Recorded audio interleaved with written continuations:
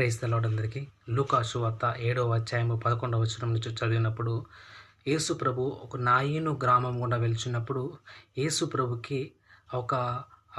వితంతువు యొక్క ఏకైక కుమారుడు చనిపోయిందని, ఆ యొక్క కుమారుని శవాన్ని వాళ్ళు వెతుకొని వెళ్తుండగా యేసు ప్రభు ఆ యొక్క జన సమూహములు ఆ యొక్క వితంతువును చూసి కనికరపడి వెళ్తున్నప్పుడు యేసు ప్రభు కూడా చూసి ఆ యొక్క ఏకైక కుమారుడు చనిపోయాడని ఆ వితంతువు పట్ల కనికరపడి, అమ్మా నువ్వు ఏడవవద్దు అని చెప్పి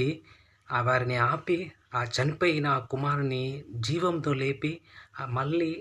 ఆ కుమారుని ఆ తల్లి చేతికి అప్పచెప్పాడని మనము చూస్తున్నాం. ఎంత కనికరం గల దేవుడు అంటే, ఆ యొక్క వితంతు యేసుప్రభుని అడగలేదు, ప్రభు నా ఏకైక కుమారుడు చనిపోయినని. కానీ అడగకముందే ఆ దీనా వ్యవస్థను చూసిన ప్రభువుకి కనికరపడి ఆయన హృదయం తరుక్కుపోయి ఆ యొక్క